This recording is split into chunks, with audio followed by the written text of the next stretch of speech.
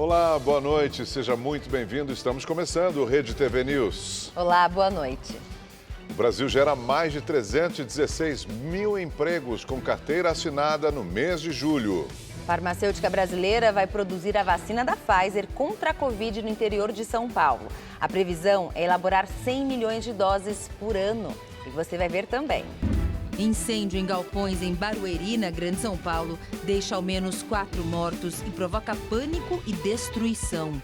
A nuvem de fumaça preta cobriu boa parte da região. Incêndio em Barueri, na Grande São Paulo, amedronta a população, obriga empresas a fecharem as portas e 9 escolas ficam sem aulas. A disparada dos preços no Brasil atinge os materiais de construção. Eles ficaram 34% mais caros em 12 meses. É a maior alta desde 1994, de acordo com a Fundação Getúlio Vargas. A valorização do dólar e a pandemia influenciaram nos custos. Variante Delta do coronavírus já predomina entre os novos casos de Covid em Minas Gerais. Na cidade do Rio de Janeiro, a cepa é responsável pela lotação dos leitos de UTI. Essas e outras notícias você vê aqui no Rede TV News.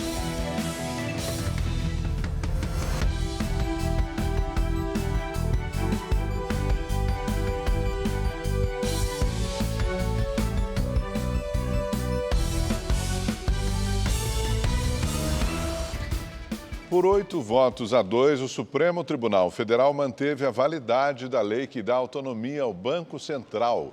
O STF rejeitou uma ação do PT e do PSOL que argumentava que a lei aprovada pelo Congresso Nacional em fevereiro deveria ser de iniciativa do Poder Executivo. O texto aprovado por deputados e senadores foi apresentado pelo senador Plínio Valério, do PSDB do Amazonas. A maioria dos ministros, no entanto, considerou que a tramitação não desrespeitou a Constituição. E mais de 300 mil vagas de trabalho com carteira assinada foram criadas em julho. Os dados são do Ministério do Trabalho. Já são quase 2 milhões de novos empregos formais em 2021.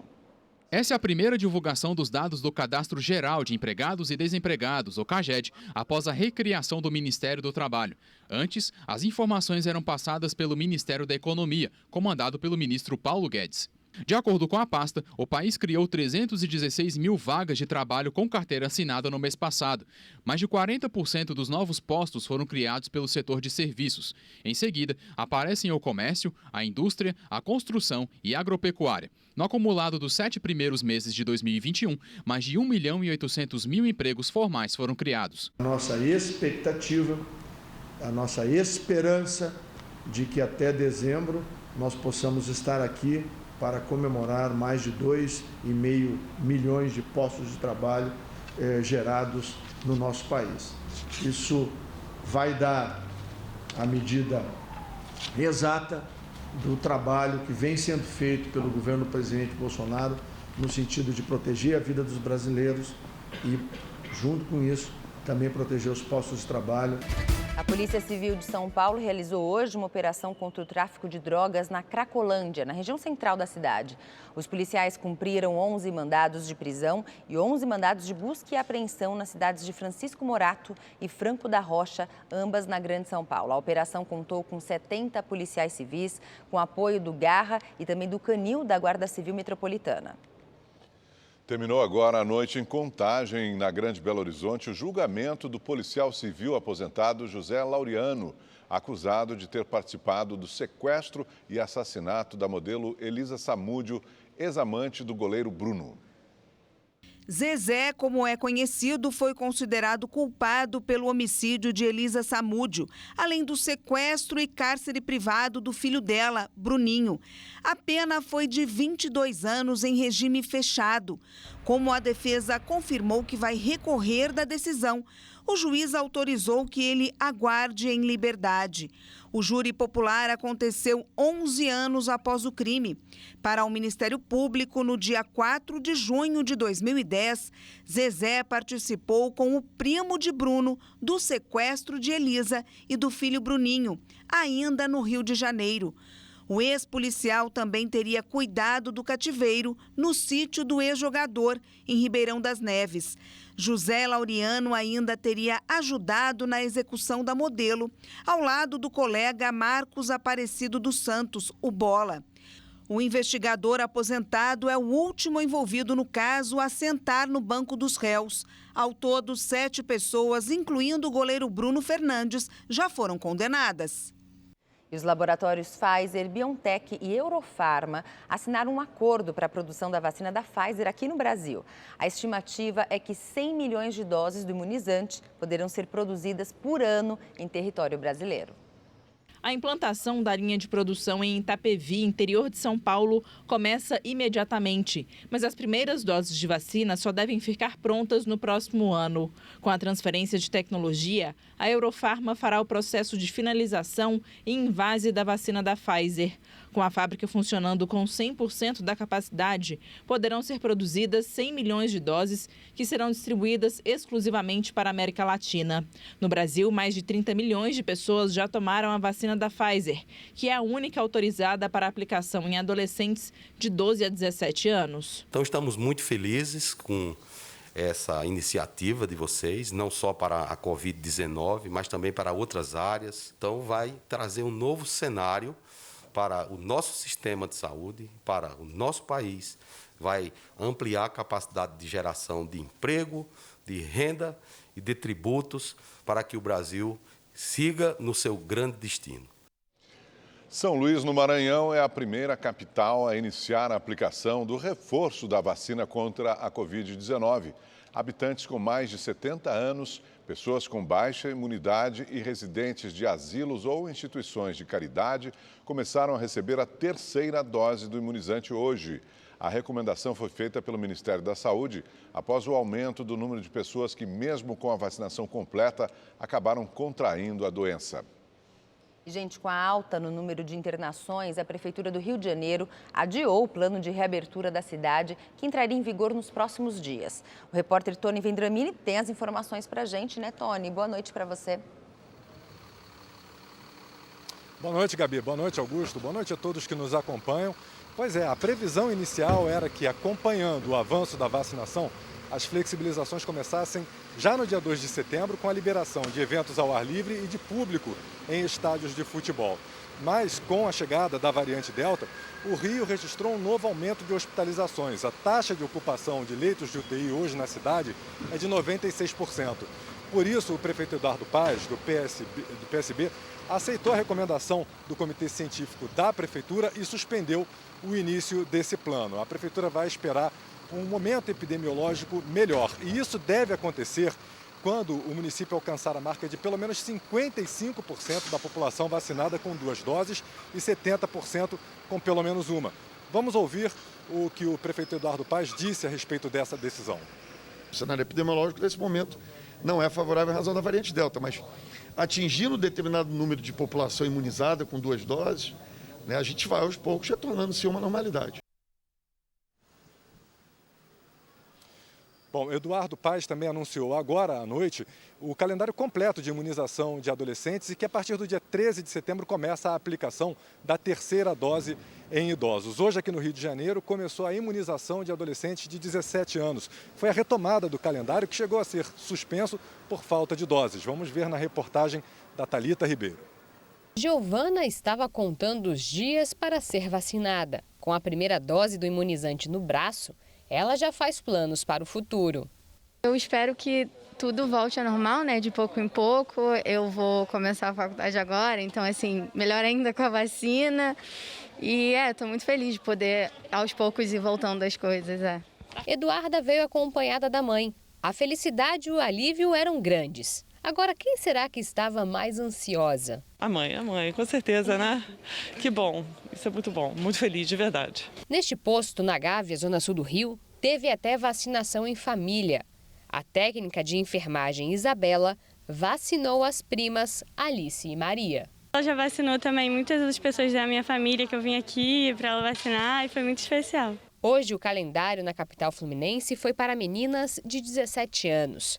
A imunização acontece 3 dias depois do previsto pela Prefeitura por conta do atraso na entrega das doses.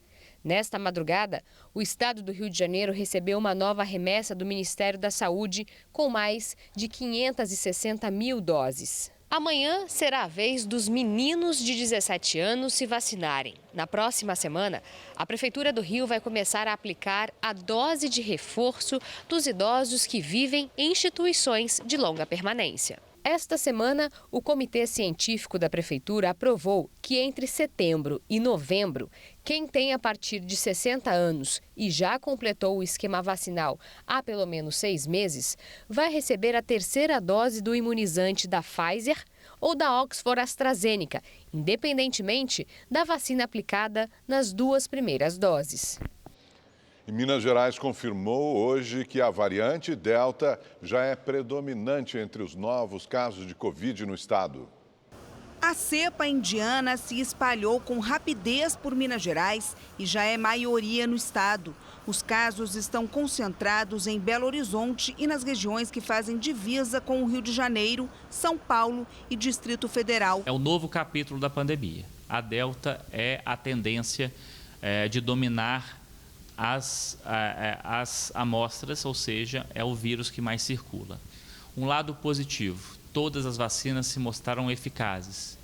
Isso é um ponto importante. Não tem nenhuma pressão no sistema de saúde, continua caindo a ocupação e continua caindo o número de pacientes e temos muitos leitos livres no estado. A Secretaria de Saúde também confirmou para a segunda quinzena de setembro o início da aplicação da dose de reforço para idosos a partir dos 80 anos e pacientes imunossupressores. Quem tomou Coronavac, o seu reforço vai ser ou com a AstraZeneca, ou com Janssen, ou com Pfizer. Quem tomou AstraZeneca, o reforço poderá ser dado ou com Coronavac, ou com Pfizer. Não pode ser utilizado da Janssen, porque é a mesma plataforma. Minas Gerais espera receber em setembro cerca de 3 milhões de doses da Pfizer e uma nova remessa da Janssen. A expectativa é que a população atinja a imunidade nos próximos 60 dias. A expectativa é que final de outubro e início de novembro, a gente atinge todos os adultos com 2 doses. E os adolescentes, final de novembro, início de dezembro. Então, essa é a expectativa do governo de Minas, que a gente atinja a imunidade de rebanho ainda no mês de outubro.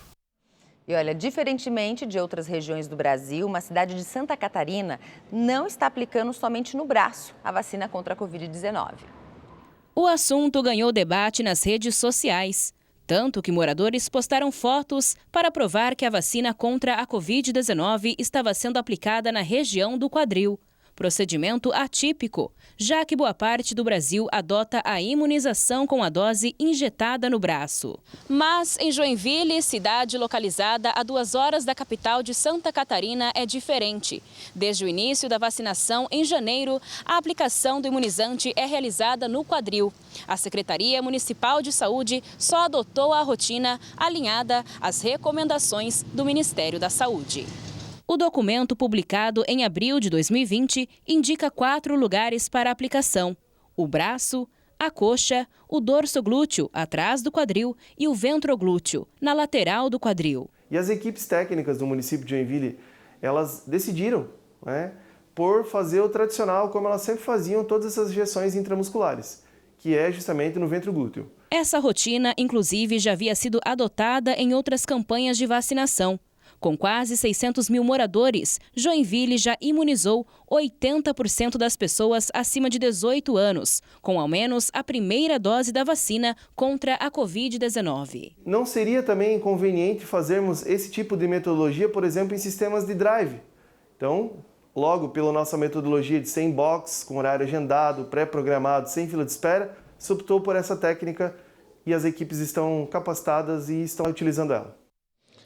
Agora vamos aos números da Covid-19 no Brasil. De acordo com o Ministério da Saúde, 19.609.000 pessoas se recuperaram da doença, 489.000 estão em acompanhamento. Desde o início da pandemia, mais de 577.000 pessoas morreram por causa da Covid-19 no país. A CPI da pandemia no Senado ouviu hoje Ricardo Santana, ex-funcionário da Anvisa. Ele é apontado pela comissão como suposto lobista da Precisa Medicamentos.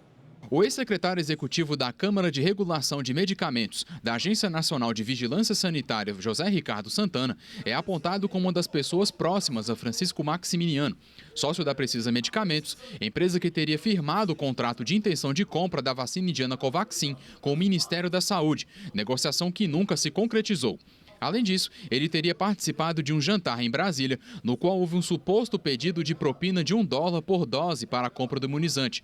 Durante o depoimento de hoje, Santana alegou não se lembrar de reuniões, encontros e jantares e negou ter participado de qualquer negociação com a Precisa. Não tive nenhum contrato com a Precisa Medicamentos. Santana estava protegido por um habeas corpus concedido pelo STF, que garantia a ele o direito de permanecer em silêncio, e ele usou da prerrogativa em diversas perguntas. Senador, vou me reservar o direito de ficar em silêncio. Irritados e sem respostas, os senadores então decidiram incluir Santana na lista de investigados da CPI.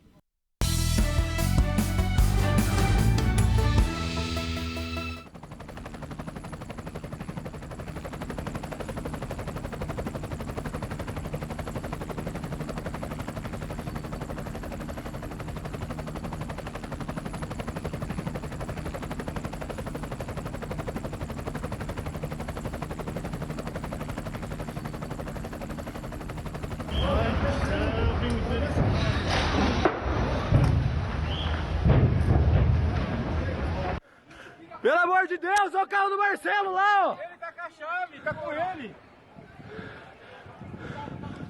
Que é isso? Sai! Cadê a Paola? Um grande incêndio seguido de explosões atingiu hoje 6 galpões de 2 empresas em Barueri, na região metropolitana de São Paulo. O incêndio era visto de longe. Vídeos gravados por moradores mostram a intensidade do fogo. A fumaça causada pelo fogo atingiu quilômetros de altura. Que incêndio é esse? Em pouco tempo, uma fumaça preta tomou conta dos arredores. E como aconteceu nos outros incêndios registrados nesta semana, uma fuligem invadiu os bairros mais próximos.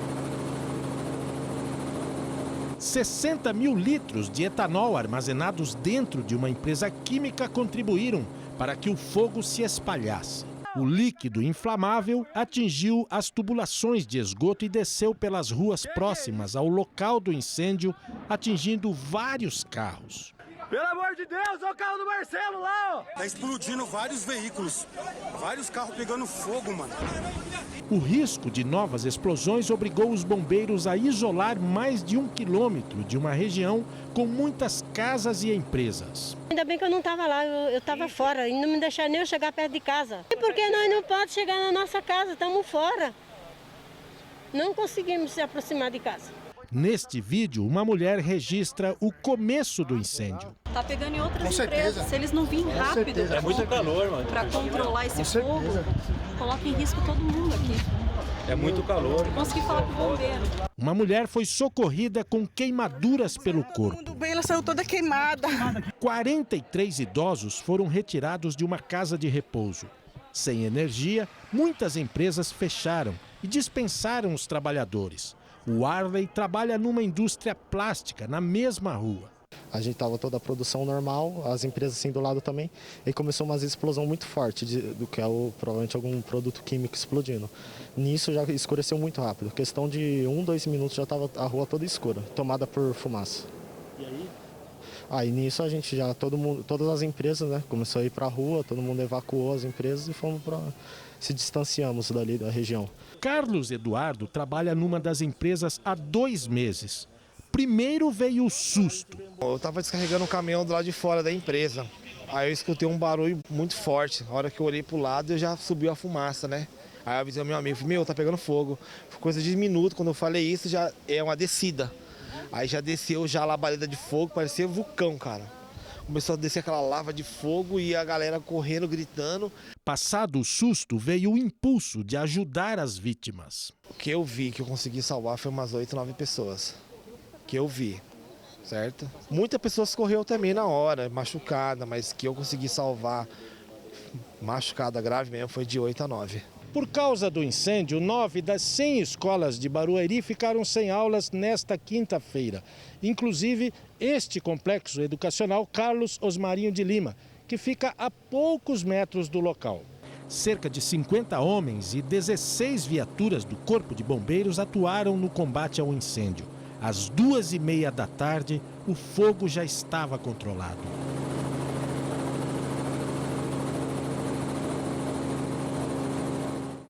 E atualizando aqui, nesse incêndio, gente, 4 pessoas morreram. Uma mãe e os 3 filhos. O repórter Guilherme Lopes está no local e tem mais informações para a gente sobre essa tragédia, né, Guilherme? Boa noite. Olá, Gabriela, boa noite a vocês, boa noite a todos ligados com a gente. Eu falo a pouco mais de 500 metros do local de onde aconteceu esse incêndio. Esse aqui é o limite de onde a gente conseguiu chegar. As equipes continuam trabalhando nesse rescaldo. E, infelizmente, como você disse há pouco, os bombeiros confirmaram no final da tarde a morte de 4 pessoas, todas da mesma família. A mãe, os filhos de 2 e 4 anos de idade e um bebê. Um bebê de 11 meses foram encontrados todos carbonizados em um banheiro dentro de um quartinho nos fundos da empresa. Segundo os bombeiros, o pai dessas crianças trabalhava como zelador nessa empresa e ele foi socorrido por populares pouco depois que aconteceram essas explosões. O outro filho, de 12 anos, estava na escola no momento do incêndio. A Prefeitura de Barueri confirmou que, ao todo, 8 pessoas ficaram feridas, entre elas 2 mulheres, que tiveram 80% dos corpos queimados. Elas estão internadas em estado grave. Outras 6 pessoas tiveram intoxicação e ferimentos leves e foram encaminhadas ao hospital. Segundo os bombeiros, esse fogo começou na parte superior de um dos galpões da indústria araguaia, que trabalha com a importação e desenvolvimento de produtos químicos. Em nota, a empresa disse que está prestando todos os esclarecimentos às autoridades e que também possui todas as licenças necessárias que são exigidas pelos órgãos competentes. O Corpo de Bombeiros também confirmou que a empresa possui o auto de vistoria dos bombeiros regularizado. Nesse momento, como eu disse, as equipes continuam trabalhando nesse rescaldo. Além dos bombeiros e a Defesa Civil, também há a perícia que tenta descobrir o que provocou esse incêndio.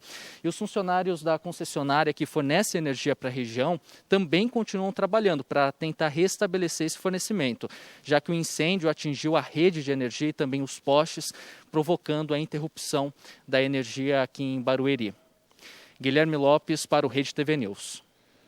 Obrigado, Guilherme. Que tragédia esse acidente, hein? E o incêndio que atingiu uma área de mata em Cajamar, também na Grande São Paulo, foi extinto. Nós mostramos ontem ao vivo aqui no Rede TV News o fogo destruindo a vegetação perto do Pico do Jaraguá. Hoje pela manhã nós sobrevoamos a região e ainda haviam pequenas chamas e muita fumaça no local. O fogo teve início na última segunda-feira e se espalhou em direção a uma área residencial próxima à rodovia Anhanguera. Mas, de acordo com os bombeiros, já não há equipes no local e o incêndio foi considerado controlado. E depois de analisar milhares de imagens de satélite do território brasileiro, um conjunto de cientistas e ambientalistas fez um alerta. O Mauro Tagliaferri conta qual foi.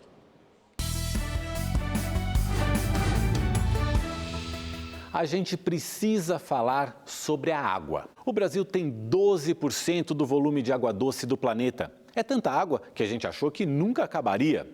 Mas o Brasil está secando. Ambientalistas e cientistas de várias universidades reuniram esta semana na plataforma MapBiomas um estudo com base em 150 mil imagens de satélites feitas ao longo de 36 anos. Nesse período, o Brasil perdeu 15,7% da superfície de água.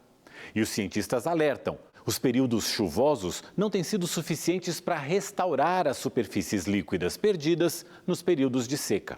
E como foi que a gente chegou a essa situação? Segundo o estudo, os principais fatores são as mudanças climáticas, com secas mais prolongadas e chuvas concentradas em poucas regiões, o desmatamento na Amazônia, que reduz a evaporação na floresta, o consumo de água pela agropecuária com a construção de represas privadas e grandes obras como barragens e hidrelétricas. Em outras palavras, a ação humana tem a maior parcela de responsabilidade nessa perda hídrica. Dá uma olhada nesse mapa do antes e depois. Chama a atenção a redução de 14% na cobertura de água na Amazônia. Só o Rio Negro perdeu 22% de superfície.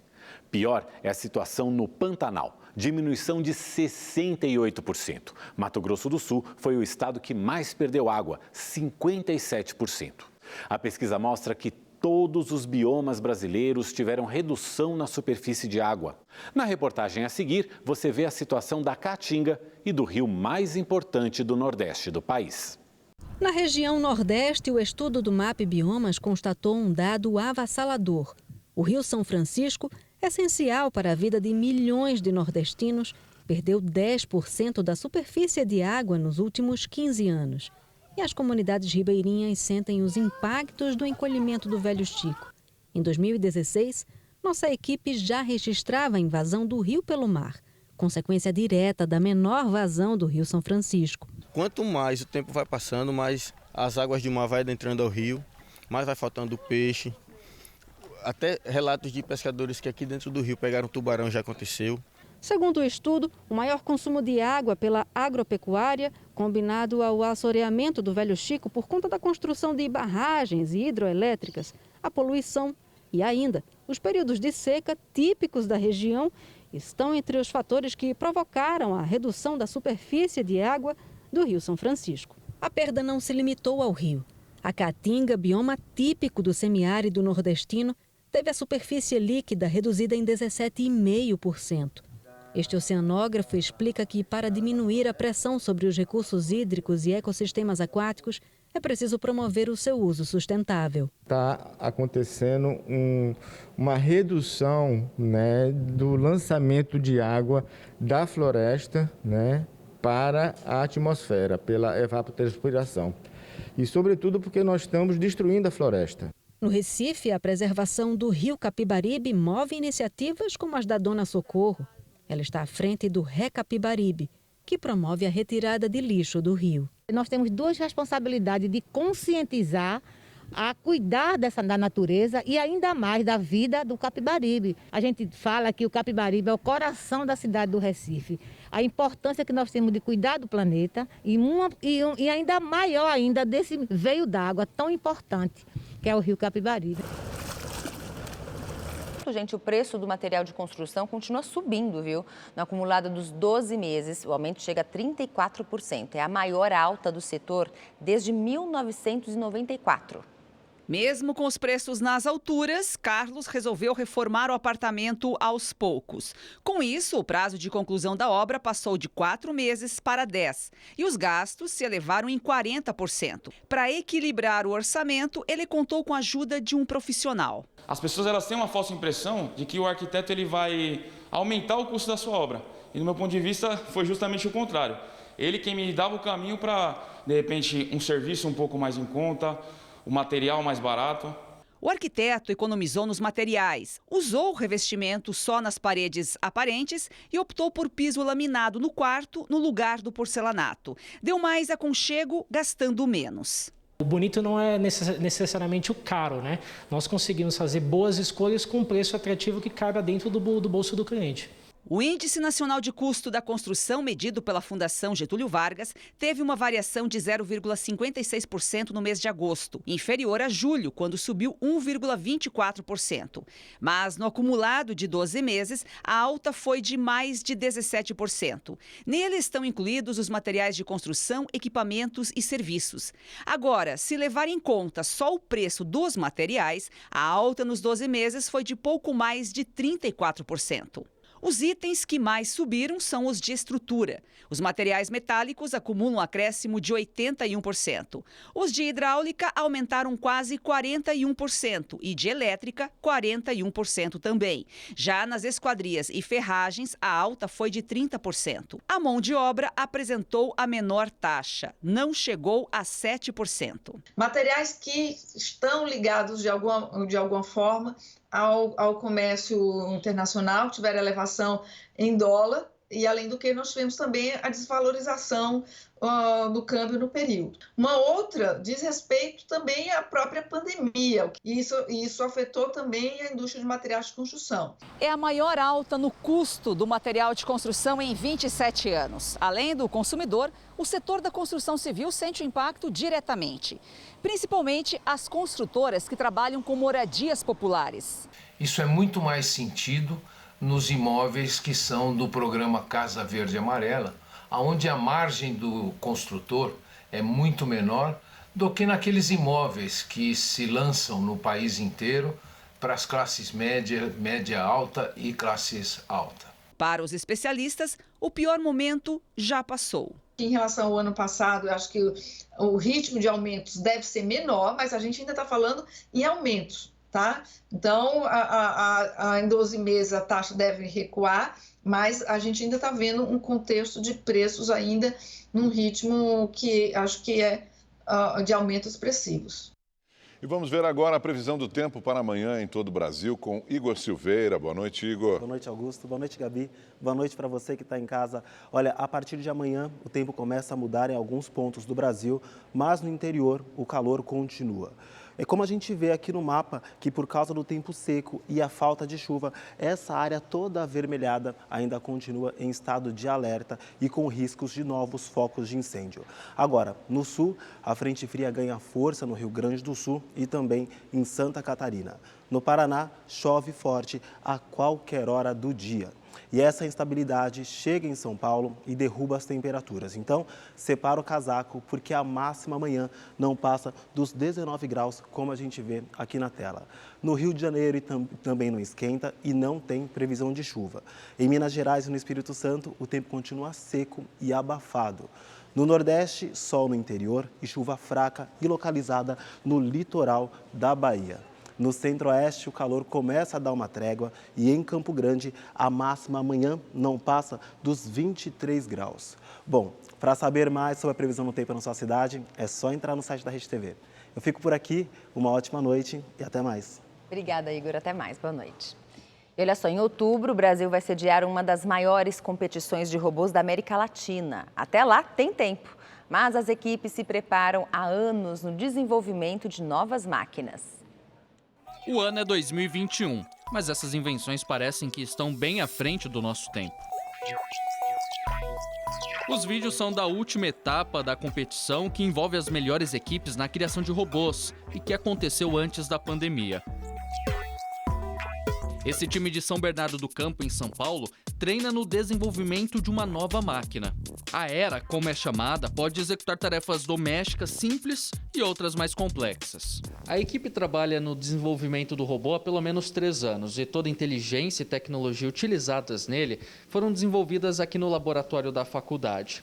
E entre tantas atividades já realizadas, a próxima já está definida. O robô vai participar da competição brasileira de robótica, um dos maiores eventos da América Latina. Era vai representar o time em uma das 6 categorias do evento. A Era ela é um robô doméstico, um robô de serviços domésticos. Então, dentre suas funções, ela navega em ambientes fechados, sem bater em nada. Ela manipula objetos específicos que você pede a ela. Então, ela reconhece quais são os objetos e pega. Ela reconhece pessoas e pode interagir com essas pessoas, conversar. A robótica de serviço é uma tendência, né? Uma tendência para ajudar as pessoas em casa e em qualquer ambiente onde você tenha tarefas que colaboram com as pessoas. Há 5 anos, o time vence a RoboCup Brasil e em 2021 vai mais uma vez defender o título. O evento não serve só para uma competição em si, mas o network com outras universidades se torna algo importante. Você começa a ver soluções interessantes que outras universidades e outras equipes encontraram, né? Você conversa com essas equipes, traz essa técnica para a sua equipe também. E isso, ano a ano, vai desenvolvendo muito a robótica. Recentemente, a equipe participou do Campeonato Mundial e foi a única representante do Brasil, ficando em 7º lugar.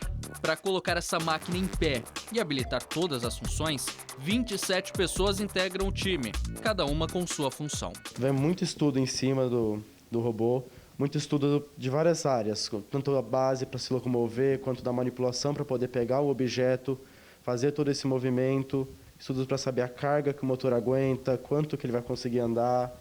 Então, para juntar todos esses estudos para formar um robô, uma peça só, é a parte mais complexa.